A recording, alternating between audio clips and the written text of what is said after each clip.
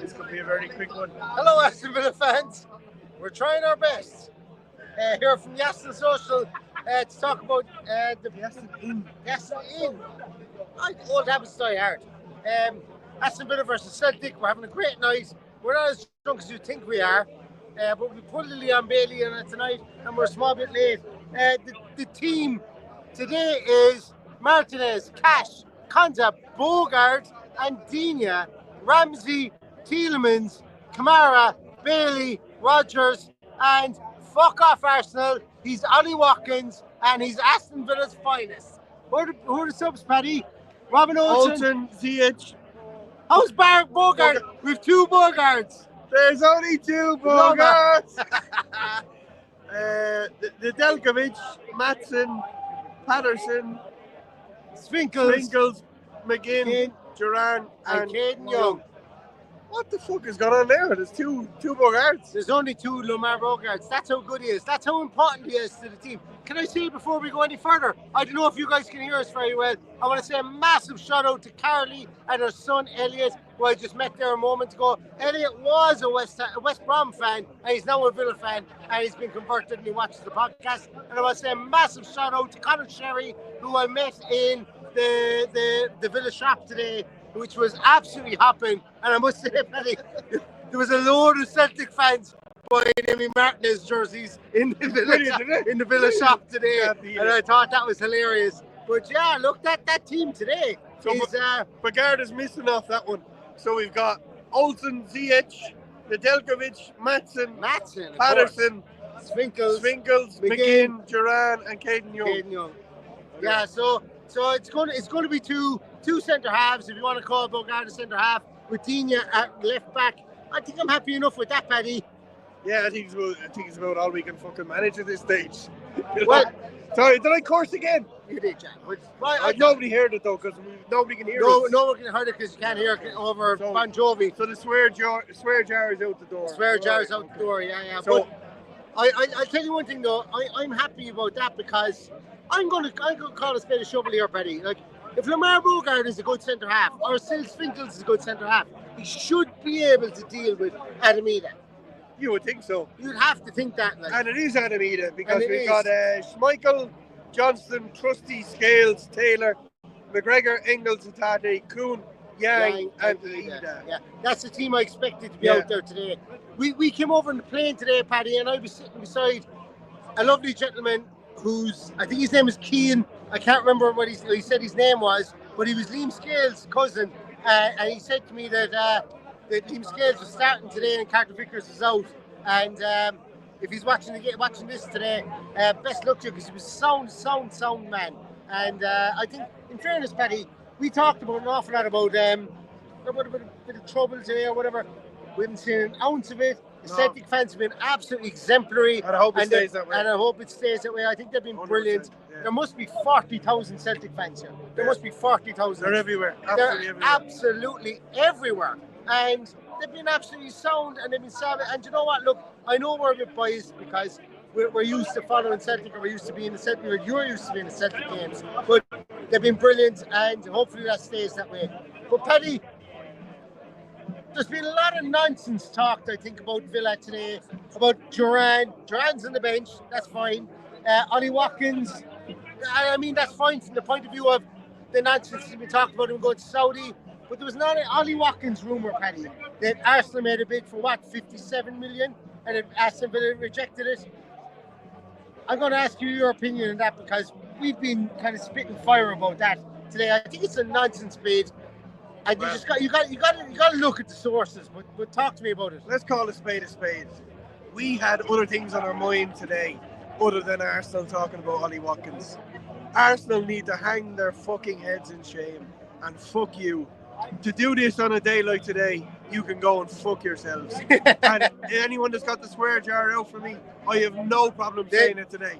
I am so fucking angry at Arsenal today. You can go and fuck off, every last fucking one of you. A poet says Brian Kavanagh. Yeah. A poet. So today is all about us playing Celtic. Yes. Fuck Arsenal. Fuck the Saudis. Let everybody else do what they want to do. Let's get through tonight. Let's get into the top 8. let's get the 3 points on the board and fuck the rest of them. And I've gone full Arsenal fan TV, and I make no apologies for it because you're all dickheads. Well, in fairness, I won't say we rehearsed that, but Paddy said the swear jar is going out the window after this one because he's just so annoyed. And I think it's so annoying, Paddy, because look, I've had Fabrizio Romano on the podcast. I like Fabrizio Romano. I talk to him regularly. Fabrizio does his thing. He's got his stuff, and I'm very appreciative of him. I think he's a nice guy. He's a really nice guy. But when you start quoting the secret scout, I think you've lost something slightly. And that, whether that's Fabrizio's fault or not, or whether this comes true, Sky Sports had it. I think it was something that he couldn't not run. But anyway, let's forget about that. Let's think about the team that we have. Like, I think Bogart tonight, Paddy. So we didn't sell Bogart to Sevilla. So if you remember, we wanted like Paddy. They wanted Bogart for 10 million. Unai Emery must think Bogart is way better than 10 million. Number one, just like you thought Louis Barry was more than 10 million, and we've got Bogart starting at centre half tonight. Now, everybody here knows I don't believe in a left foot and a right foot, but I'm not Unai Emery's level of a manager, nor will I ever be. And I really appreciate the fact that he's that way, dyed in the wool. But he's moved from it tonight, Benny. I think that shows how much of a confident manager he is, Kenny. Well, is it a confident manager, or does he believe in this player? And we've seen that he believed in the player to put him in a huge game a couple of weeks ago. So it'll be interesting to see how they line up. I understand that everything is just kind of a little bit different with regards to who we're playing. And why are you scrolling there? Because somebody's saying that Tanswell said that Kamara is playing centre half. It doesn't matter. That could be the case. Yeah, but it's still the argument is still the same. If Bogart is playing the 6 and Kamara is playing at centre half, he's still playing right footers at centre half. It doesn't change the narrative at all. Yeah. And we spoke in the preview. That's what I want to happen. I want Kamara to play just to be that calm and influence at centre half. Let's see what happens. It's going to be a difficult one tonight, just because we don't have that left foot at centre half. So I hope it's Kamara. If it's Bogard, I trust Unai Emery because he has obviously so many times we questioned him, and he's just done a fucking great job. So it is what it is.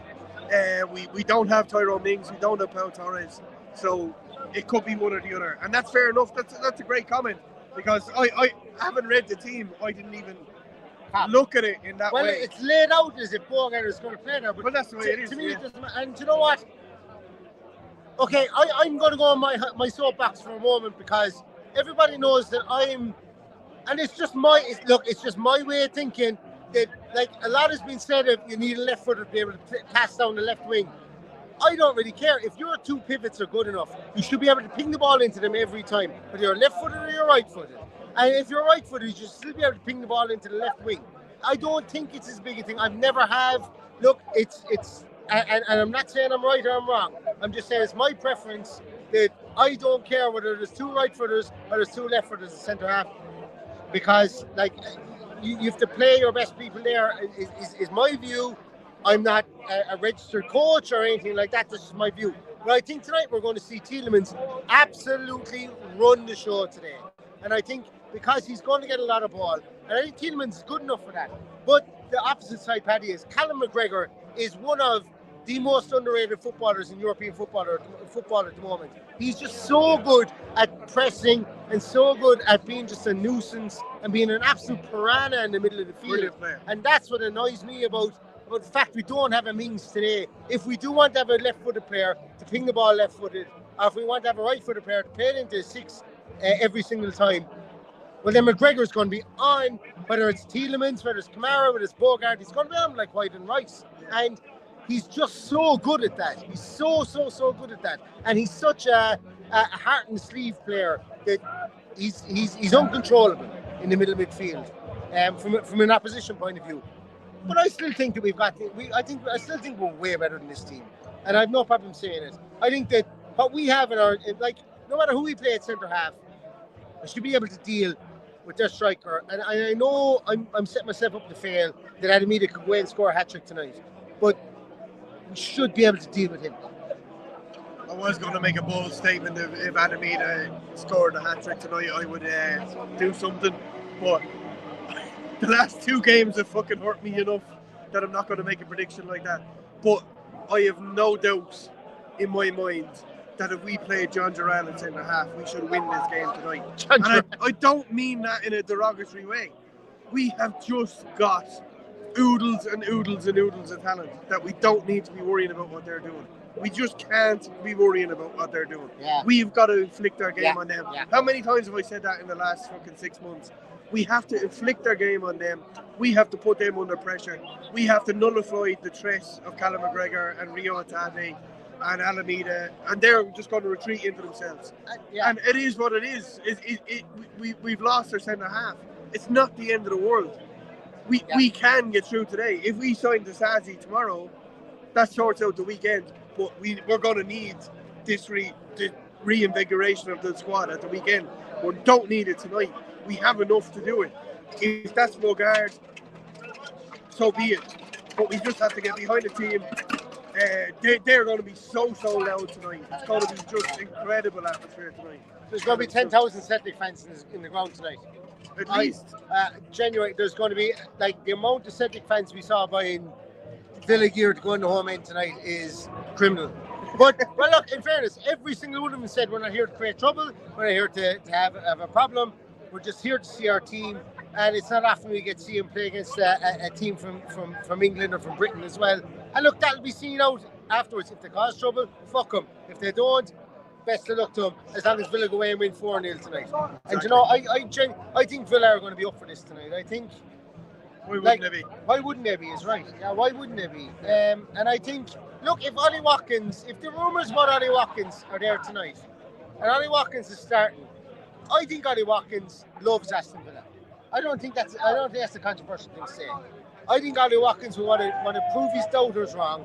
I think he wants to prove that. I think the rumours for Duran are stronger. I think he wants to show that I'm Mr. Big Bollocks here, and I'm going to go away, and I'm going to score a couple of goals tonight, and do what you want to do with John Duran. Yeah. Do with him. Do what you want to do. No, I totally agree with you. But tonight is not the night to be speculating about what's going to happen, because we've got both players named in the squad. Arsenal have done us fucking dirty today. If that's what they've done today, that's dirty. That could have waited till 9 o'clock tonight or 10 o'clock tonight to put in that official bid. So I'm annoyed at Arsenal. I'm not annoyed at Saudis because that's expected. But at the end of the day, they have got to go and put themselves about tonight, knowing that is potentially hanging in the balance. And that's what annoys me about Arsenal. That they're so arrogant that they think they can just come in and do this to us.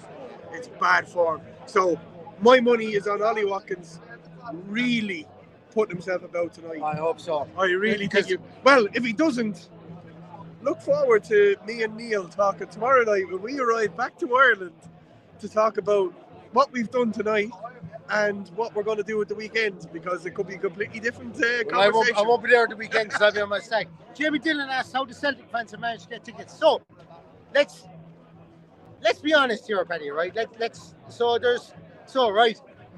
Myself and Paddy, we got our tickets. So Paddy got his tickets through his season ticket scheme. I don't have season tickets. I got my season ticket through the Lions Supporters Club. I'm a Claret member. I got it through that. With the Celtic supporters, they got their tickets through Champion Travel mostly, Paddy. And so the club... Well, the Irish people did. The Irish people did, yeah. So the club will hold back tickets and put it through Champion Travel, and that's open on a website to absolutely everyone. So they can buy them free, or not free of charge, at an inflated price with hotels and whatever else, and they can go and see the game. Uber Eats vouchers. And Uber Eats vouchers, yeah. And is that right? Is that right? I would say for Champions League, no. But it's a thing that happens. It's a thing that I know some of our members couldn't get tickets for the Bayern game, and they bought them through Champions Travel, and that's how they could get them. They'd pay like 150 for a ticket plus hotel. I think it was like 390 for a package. So there was package deals going, and that's put on by the club, and that's how a lot of Celtic supporters have probably gotten tickets. Now, the two guys that I sat beside in the plane, and I don't want to out them because they were sound lads, they were really nice. Liam Scales got them their tickets because Liam Scales, being an Irish player, he was related to two boys, got them their tickets in corporate, but because they were in corporate, they have to sit in the home end. So there's going to be there's a lot of idiosyncrasies towards it. It's not that Villa fans have been selling their tickets per se, it's the tickets were for sale, and they were for sale to the open public, and the open public bought them. So I think that's fair to talk about. When you put GA Plus tickets on sale, these things happen. You're going to have Celtic fans from Birmingham, London, Ireland, wherever it is. When they buy them, nobody asks a question. It's hospitality. If you can afford to pay it, you pay it and you get there. Here we are. We've paid our tickets. We've paid for our tickets. We're going to have a fucking magic night. And I'm going to go now. Yeah, and I'm going to go as well. Sharik thought you said there would be no trouble from Celtic. So far, so good. They're not so we're in the Aston Social, Aston Inc. We were in the Whitney Arms earlier on. We were in town. There was no sign of trouble. So the Celtic fans were corralled into Digbit, as far as we know, and they knew they were being corralled by the police. There was a massive police presence. There was about 90. I would say easily 90 police around Villa Park at 3 o'clock today. And so far, so good, Sharik. I don't know whether there's been skirmishes in the outskirts of town or whatever. I haven't seen anything on social media. So far, so good. We're not here to be the arbiters or to be the ambassadors for Celtic Sporting Club. We're Aston Villa fans. We're just talking about, we saw a lot of Celtic fans around today, and they just came for a good day. Now, whether a couple of young fellas or a couple of old fellas decide to be pricks, you never know. Yeah. And hopefully that isn't the case. And if they do, well then fuck them, because they don't deserve to be at any football matches. And that's the way it is. But so far so good, and hopefully that stays the way for the rest of the night. But hey, here we are. I'm going to sign off on this. I'm here with my good buddy, but we don't get to stand beside too often, especially when it comes to being in Villa Park. So I hope you all have a great night. Absolutely. Please take our positivity on board. Enjoy the crack. Up the fucking Villa. We're going to get 3 points tonight, and regardless of how it comes, ugly, great, 5, 6 goals, whatever it is, if it's 1-0, I'm very happy with that. Yeah. But have a great one, guys. Love you all. Up the Villa. And before we go, I just want to say thanks very much to Conor Sherry today. Met him in the club shop. Absolute ambassador for Aston Villa Football Club. Lovely guy. And to Charlie and to Elliot today as well. I said I'd give him a shout out. Top people. Thanks a million. To everybody who came up and said hello, patted me on the back. It doesn't go unnoticed. You guys are absolutely savage. I love you to bits. Thanks a million. Hopefully it's an Aston Villa win. Up the fucking Villa. We're going to try and go on for a post-match afterwards, but please bear with us if we don't. Up the Villa and hope Villa win.